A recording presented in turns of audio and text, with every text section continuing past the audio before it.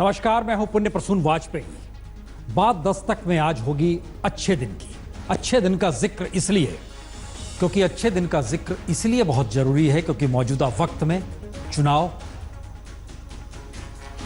मौजूदा वक्त में इसी दौर में बजट का इंतजार। हम यहां लिखते हैं अच्छे दिन आएंगे, पहले लिख दिया जाए अच्छे दिन आएंगे। और इन सब के बीच जानकारी दे दें कि सईद को नजरबंद किया गया है। इस बात की जानकारी पाकिस्तान से आ रही है, लश्कर के मुखिया की। आतंकी हाफिज सईद को नजरबंद कर दिया गया है। इस जानकारी के मतलब कई हो सकते हैं क्योंकि अमेरिका की तरफ से जब इस बात का जिक्र किया गया कि पाकिस्तान पर भी प्रतिबंध लग सकता है और संकेत थे कि आतंकवाद जिन जिन राज्यों में, जिन जिन देशों में पल रहा है, बढ़ रहा है, वहां पर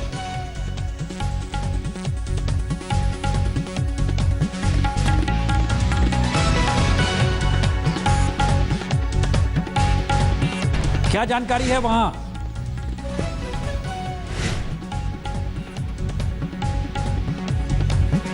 कसवर, वहां क्या जानकारी है?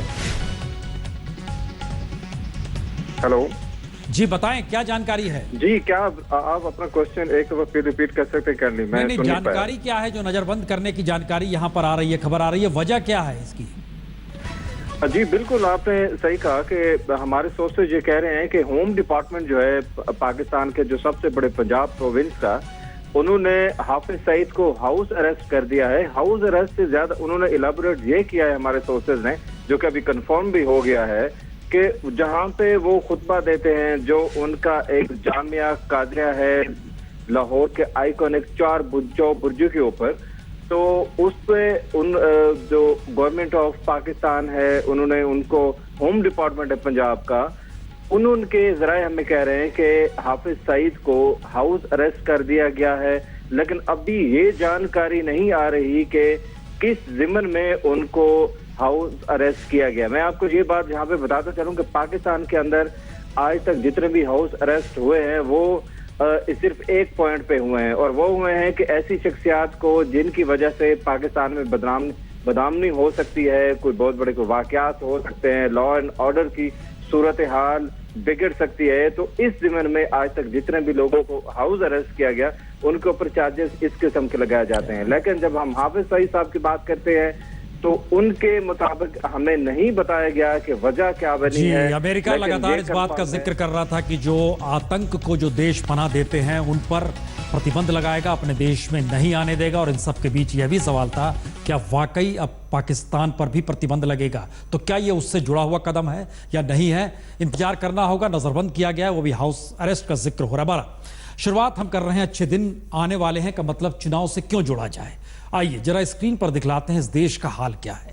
5 राज्यों में चुनाव है और ये एक फेरिस्त है, हमने तमाम राज्यों की निकाली कि हर के चुनावी घोषणा पत्र में क्या क्या लिखा होता है, किस किस रूप में क्या क्या माफ दी जाएगी, क्या क्या चीजें मुफ्त में दे दी जाएगी। ये सारी उसकी ऐसी फेरिस्त है जो बतलाती है कि इस देश की आर्थिक सामाजिक स्थिति कुछ ऐसी है कि सरकार न्यूनतम जरूरत देने की स्थिति में आ गई है। और यह बहुत साफ बतलाता है कि जो कानूनन कार्रवाई होनी चाहिए उसका जिक्र भी घोषणा पत्र में, जो न्यूनतम मिलना चाहिए उसका जिक्र भी घोषणा पत्र में, और न्यूनतम के आश्रय वोट मिल जाए, यह एक इस देश की स्थिति है जो बहुत साफ बताती है कि, लेकिन फिर भी अगर इसको आप पढ़ रहे हैं, समझ रहे हैं कि क्या क्या मुफ्त मिल जाएगा, तो उसके बाद यह कल्पना की जा सकती है वाकई चलिए यह भी इस देश में लागू हो जाए तो अच्छे दिन क्या वाकई आ जाएंगे। याद कीजिए 2014 प्रधानमंत्री नरेंद्र मोदी ने ऐलान किया था बुलेट ट्रेन का, और आज रेल राज्य मंत्री ने जिक्र किया कि दरअसल अभी तो सीएमडी का साक्षात्कार हुआ है। उस वक्त क्या कहा गया था और अब जब 3 बरस होने को आ रहे हैं अभी साक्षात्कार ही हुआ है। सुन लीजिए। आप देखते होंगे हमारा काम की रेंज क्या है। एक तरफ रेल में हम बायो टॉयलेट की भी चर्चा करते हैं तो दूसरी तरफ बुलेट ट्रेन को भी लाने का सपना देखते हैं। हाई स्पीड रेल कारपोरेशन के सीएमडी का साक्षात्कार हो गया है। अब नियुक्ति हो जाए तो उनके डायरेक्टर्स के भी एडवर्टीजमेंट हो गए हैं, तो वो काम शुरू होगा। काम शुरू होने के 7 वर्ष के अंदर मुझे लगता है वो परियोजना पूरी हो जाएगी। तो अभी साक्षात्कार हुआ है, उसके बाद कुछ अधिकारी आएंगे और उसके बाद सिलसिला शुरू होगा। तो मान लीजिए चलिए उसमें भी अच्छे दिन आ जाएंगे, लेकिन अच्छे दिन का इंतजार तो बजट को लेकर भी है और कल से बजट सत्र शुरू हो रहा है। तो लोकतंत्र के मंदिर में होगा क्या? इस रिपोर्ट को देखिए। संसद का बजट सत्र कल राष्ट्रपति के अभिभाषण के साथ शुरू होगा और पहली बार परंपरा टूटेगी जब अभिभाषण के बाद संसद में मोदी सरकार इकोनॉमिक सर्वे रखेगी और उसके बाद विरोध की राजनीति का नया अंदाज अगले ही दिन यानी 1 फरवरी को तब नजर आएगा जब सरकार बजट रख रही होगी और टीएमसी के 32 सांसद बायकॉट कर रहे होंगे। सुदीप बंदोपाध्याय की गिरफ्तारी के बाद अब ये फैसला लिया गया है कि तृणमूल कांग्रेस के सारे सांसद विरोध प्रदर्शन करेंगे संसद के बाहर, लेकिन संसद के भीतर कोई नहीं होगा। और इन सब के बीच आज जब कांग्रेस अपने अर्थशास्त्री पीएम के साथ प्रेस कॉन्फ्रेंस करने पहुंची तो उन तथ्यों को लेकर आई जिसे कल इकोनॉमिक सर्वे में सरकार कहीं छुपा ना ले। इसीलिए स्टेट ऑफ इकोनॉमी डॉक्यूमेंट के नाम पर जिन तथ्यों को रखा गया उसने संकेत दे दिए कि बजट सत्र भी हंगामे में स्वाहा होना तय है, क्योंकि 5 राज्यों के चुनाव के बीच बजट का मतलब सफलता असफलता दिखाने बताने पर हंगामा तय है।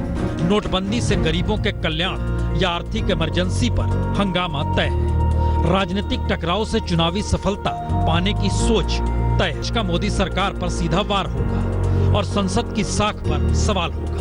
तो क्या पहली बार बजट और इकोनॉमी का सवाल भी राजनीति की बिसात पर जनता के लिए ही बेमानी साबित हो जाएगा? क्योंकि इस दौर का सच तो डराने वाला है। मसलन 2016 में सिर्फ 1.5 लाख रोजगार पैदा हुए। नोटबंदी से प्रमुख 8 सेक्टरों में 51,000 लोग बेरोजगार हो गए। असंगठित क्षेत्र के 27 करोड़ मजदूरों को काम मिलना बंद हो गया। 50% लघु और मध्यम उद्योगों में काम ठप हो गया।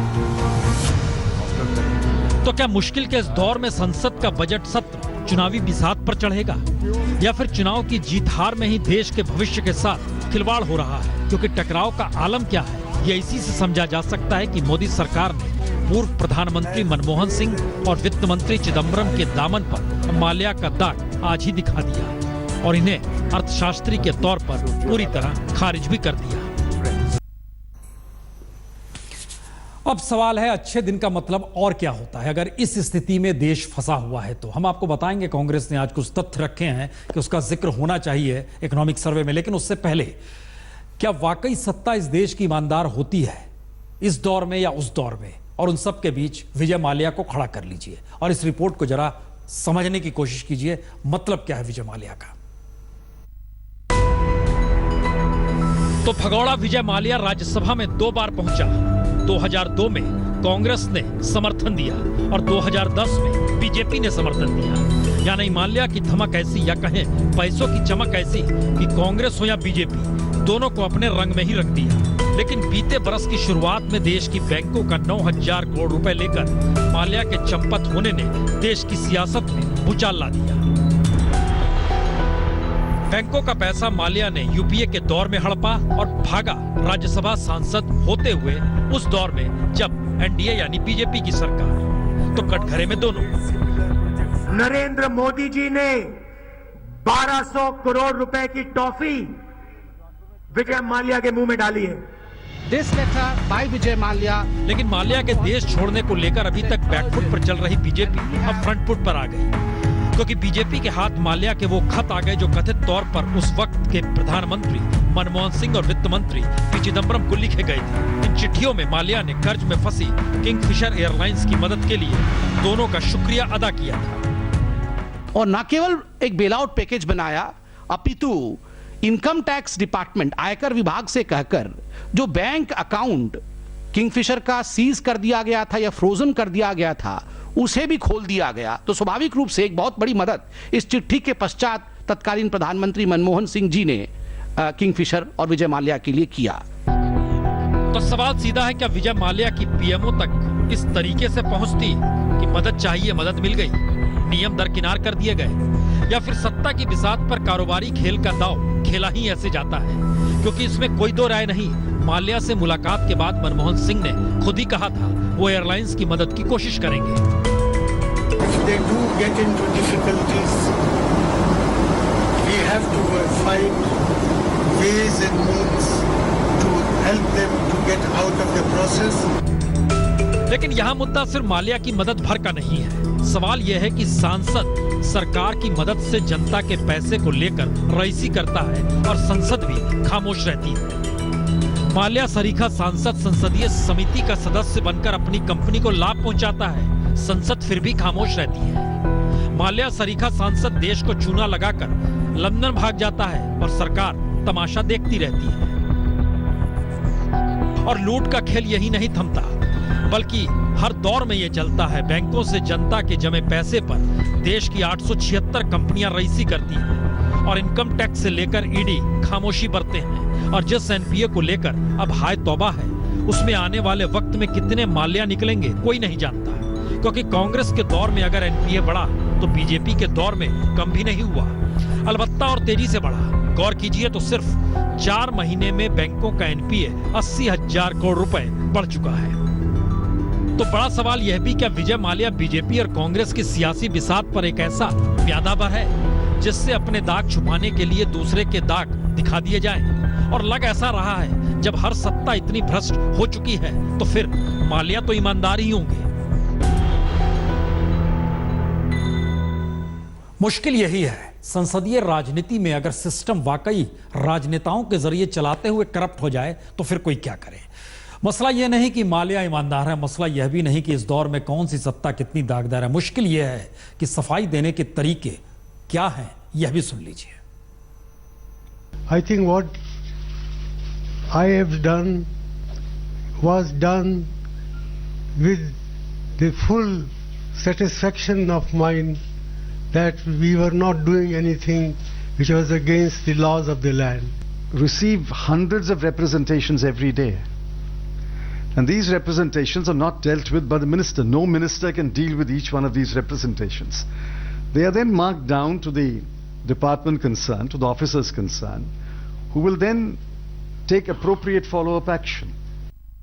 तो कहां किसके साथ खड़े होइएगा जब जिक्र इस बात का हो चला है कि अच्छे दिन आएंगे? इस बात का जिक्र इसलिए क्योंकि जिनकी सत्ता चली गई अब वो बता रहे हैं कि कल जब इकोनॉमिक सर्वे आएगा तो उसमें कुछ चीजों को छुपाइएगा नहीं। मसलन 2 करोड़ रोजगार हर बरस देने का वादा था, लेकिन सिर्फ 1.5 लाख रोजगार आप 2016 में दे पाए। ये स्टेट ऑफ इकोनॉमिक कांग्रेस ने जारी किया। स्टार्टअप फंडिंग 2015 में बढ़ी थी, लेकिन 2016 में 8.6% घट गई। कांग्रेस इस बात का जिक्र कर रही है। क्रियान्वयन के दौर में 12% से ज्यादा प्रोजेक्ट अटके पड़े हैं। शेयर बाजार में सूचीबद्ध कंपनियों की सितंबर 2016 तक चल संपत्ति 8.6% घट गई है। क्रेडिट ग्रोथ 60 साल में सबसे कम हो चला है। क्या इन बातों का जिक्र इकोनॉमिक सर्वे में होगा? 100 शहरों को स्मार्ट बनाने के लिए $10 बिलियन चाहिए, लेकिन सरकार ने 5 बरस के लिए सिर्फ 48,000 करोड़ दिए हैं। मसला यही है कि जिस स्टेट इकोनॉमी का जिक्र कांग्रेस कर रही है उसका जिक्र क्या वाकई कल इकोनॉमिक सर्वे में होगा, या एक सियासी खेल है कि आपकी सत्ता रहेगी तो हम आपकी कमजोरी बताएंगे, हमारी सत्ता होगी तो आप बताइएगा, और सत्ता उलटते पुलटते रहेगी। लेकिन मुश्किल सिर्फ अच्छे दिन की यहां नहीं है, अमेरिका के अच्छे दिन। चलिए नजारा दिखलाते हैं। अमेरिका में ट्रंप सरकार आई है और अमेरिका के सड़कों पर नजारा क्या है।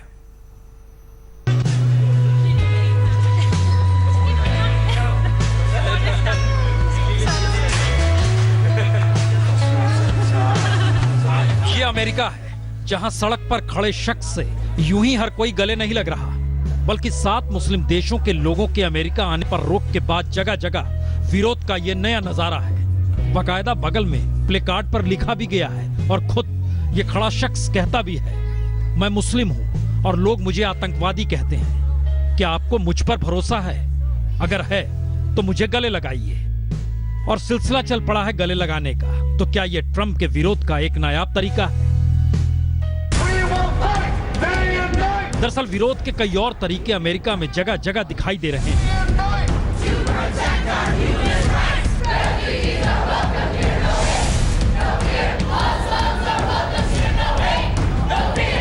लेकिन इन सब के बीच अमेरिकी राष्ट्रपति ट्रंप का बहुत साफ कहना है, विरोध अभिव्यक्ति की आजादी है, लेकिन अगर मुझे चुना गया है तो फिर चुनने का मतलब यही है कि जो मैं सोचता हूं उसे मैं करूंगा। हालांकि इन सब के बीच अमेरिकी राष्ट्रपति ट्रंप के आदेश के खिलाफ फैसला देते हुए एक अमेरिकी जज ने अमेरिकी हवाई अड्डों पर फंसे हुए वीजा धारकों और शरणार्थियों के वापस भेजने पर अस्थायी रोक भी लगा दी है।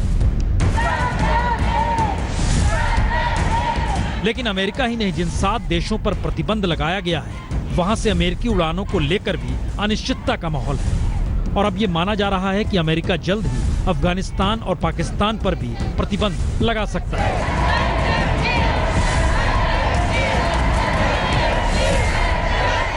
डोनाल्ड ट्रंप अमेरिका का सदर बना, अब तो ये सुन रहे हैं कि शायद पाकिस्तानियों को अमेरिका का वीजा ही ना मिले।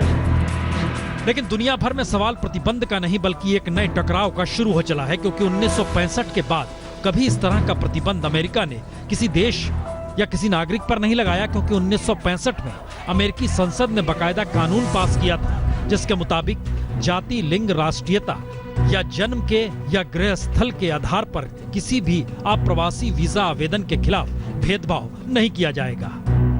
और उसी का नतीजा है कि बीते 50 वर्षों से अमेरिका में इस तरह का प्रतिबंध लगा नहीं, लेकिन ट्रंप ने फैसला किया है तो उसके बाद से अमेरिका या 7 देश जिन पर प्रतिबंध लगा है वही नहीं बल्कि एशिया में भी शीत युद्ध से आगे की स्थिति आंकी जा रही है। जहां रूस के साथ अमेरिका खड़ा है, चीन साउथ चाइना सी में अमेरिका को दखल न देने की चुनौती दे रहा है और चीन पाकिस्तान के साथ भी खड़ा है। पाकिस्तान अफगानिस्तान के साथ खड़ा हो रहा है और अमेरिका के प्रतिबंधित 7 देश Iraq, Iran, Libya, Sudan, Syria, Somalia और यमन का रुख एक सरीखा अमेरिका को लेकर हो चला है। यानी नया सवाल यह भी है कि क्या यह महज मुस्लिम आतंकवाद है, धर्मों या सिविलाइजेशन का टकराव है, या फिर यह महज ट्रंप के नारे अमेरिका फिर से महान की सोच तले का फैसला भर है।